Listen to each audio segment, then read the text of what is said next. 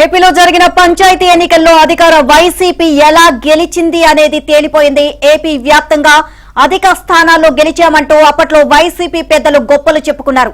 అయితే ఆ గెలుపు వెనుక ఎంత కుట్ర ఉందో స్వయంగా వైసీపీ ఎమ్మెల్సీ బయటపెట్టారు. ఎన్నో అరాచకాలు చేస్తే తప్ప పంచాయతీ ఎన్నికల్లో గెలుపు సాధ్యం కాలేదు అని కార్యకర్తలకు వివరించారు సదరు ఎమ్మెల్సీ.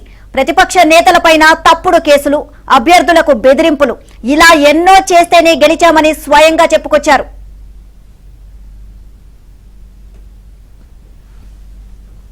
ఇక శ్రీకాకుళం జిల్లా టెక్కలి నియోజకవర్గం పరిధిలో జరిగిన పంచాయతీ ఎన్నికల్లో వైసీపీ అత్యధిక స్థానాలు గెలుచుకుందని అప్పట్లో ఆ పార్టీ నేతలు తెగ సంబరాలు చేసుకున్నారు. టీడీపీ ఏపీ అధ్యక్షుడు కింజరపు అచ్చెన్నాయుడు సొంత నియోజకవర్గంలోనే పార్టీ గెలవలేదని కూడా ఎద్దేవా చేశారు. అయితే ఆ గెలుపు కోసం ఎలాంటి అకృత్యాలు చేశారో స్వయంగా ఎమ్మెల్సీ దువ్వాడ శ్రీనివాస్ స్వయంగా వెల్లడించారు. అసెంబ్లీ ఎన్నికల్లో గెలవాలంటే ఎలా వ్యవహరించాలో అని కార్యకర్తలకు వివరించారు. ప్రస్తుతం ఈ ఆడియో సోషల్ మీడియాలో వైరల్ గా మారింది.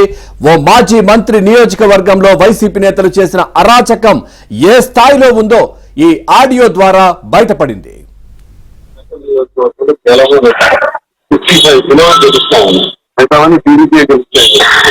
ఆ పరిస్థితుల్లో ఏం చేద్దాం, ఎలా చేద్దాం, ఆ డిమాండ్ పాపాలకి నామినేషన్ వేయకుండా చేసే ఆ సాకుతో నేను ఊరి మీద దాడి చేసి అక్కడ మీద నామినేషన్ వేయించి నన్ను అచ్చెన్నాయుడు కొట్టాడని చెప్పి అచ్చెన్నాయుడికి జైల్లో పెట్టి తెలుగుదేశం క్యాడర్లు అందరినీ కూడా ఇంటిలోకి రాకుండా చేసి అక్కడ సొంత బొమ్మలు జెడ్పీటీసీని బయటకు వస్తే నీకు అంత తెలుస్తూ వచ్చేపాటి రౌడీ షీట్ పెట్టి అరెస్ట్ చేసి కోట బొమ్మలు జెడ్పీటీసీ అభ్యర్థి పూజా సత్యకి ఆడి లోపల పెట్టి తలుపులో స్పందించి అలాగే టెక్కల్ జెడ్పీటీసీ అభ్యర్థి వీడికి బయట రాకుండా చేసి అలాగే నందిగా కూడా అలాగే చేసి 4 ఎంపీపీలు 4 జెడ్పీటీసీలు 136 పంచాయతీలు 112 కేవలం ఆ రోజు జరిగిన ఇన్సిడెంట్లు అది లోపలే స్కాడర్ అంతా రిగ్గింగ్ చేసేవాడే పోటీ చేయాలి.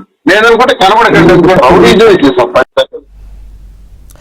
రైట్, ఇదే విషయానికి సంబంధించి మరింత సమాచారాన్ని మా కరెస్పాండెంట్ రమేష్ అడిగి తెలుసుకుందాం. రమేష్, మొదటి నుంచి కూడా ఇటు ప్రజలు కావచ్చు, ప్రతిపక్ష పార్టీలు కావచ్చు అనుకున్నదే నిజమన్నట్టుగా కూడా ఇప్పుడు ఒక్కొక్క ఆధారాలు బయటపడుతున్న పరిస్థితి. పంచాయతీ ఎన్నికల్లో ఏ విధంగా అధికార పార్టీ అకృత్యాలకు పాల్పడిందో స్వయంగా ఎమ్మెల్సీ శ్రీనివాసే వెల్లడిస్తున్నటువంటి దృశ్యాలు, అంటే ఆడియో లీక్ అయింది. దీనికి సంబంధించి ఒక సంచలనం అని చెప్పుకోవచ్చు. ఏ విధమైనటువంటి అకృత్యాలకు అధికార పార్టీ పాల్పడిందో క్లియర్ గా డీటెయిల్స్ తెలుస్తా ఉన్నాయి. అప్డేట్స్ ఏంటి? ఏదైతే ఇటీవల కాలంలో ఎమ్మెల్సీ దువ్వాడ శ్రీనివాస్ మాట్లాడినట్టు వస్తున్నటువంటి ఆడియో ఉందో ఈ ఆడియో స్పష్టంగా చెబుతోంది పంచాయతీ ఎన్నికల్లో అధికార పార్టీ ఏ రకమైనటువంటి అధికార దుర్వినియోగంకు పాల్పడిందో, ఏ రకంగా అత్యధిక స్థానాలు గెలుపొందిందో అనేటటువంటిది ఈ ఆడియో ద్వారా స్పష్టమవుతుంది. ముఖ్యంగా దువ్వాడ శ్రీనివాస్ టెక్కల్ నియోజకవర్గంలో ఆయన ఏ రకమైనటువంటి స్ట్రాటజీని ప్రదర్శించారనేటటువంటిది కార్యకర్తలకు చెప్పినటువంటి క్రమంలో వచ్చినటువంటి ఆడియో ఇది. ఈ ఆడియో ఇప్పుడు జిల్లా వ్యాప్తంగా కూడా తీవ్రమైనటువంటి సంచలనం రేపుతోంది. ఇదే స్ట్రాటజీని వచ్చే అసెంబ్లీ ఎన్నికల్లో కూడా అమలు చేయాలనేటటువంటిది కార్యకర్తలకు దిశానిర్దేశనం చేస్తున్నటువంటి క్రమంలో ఆడియో బయటపడింది.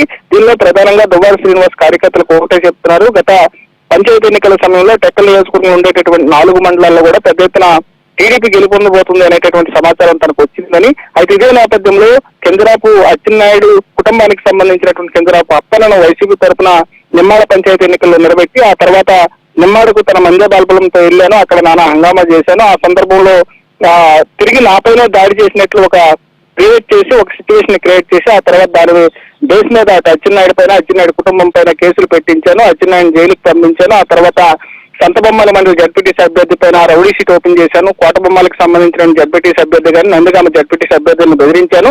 మొత్తం ఒక భయానకమైనటువంటి వాతావరణం సృష్టించిన తర్వాత అక్కడ దాదాపుగా 119 పంచాయతీలను వైసీపీ కైవసం చేసుకుంది. అదేవిధంగా 4 మండలాలకు సంబంధించినటువంటి ఎంపీపీలు, అదేవిధంగా జడ్పీటీసీలు మొత్తం స్థానాలు కైవసం చేసుకున్నాం.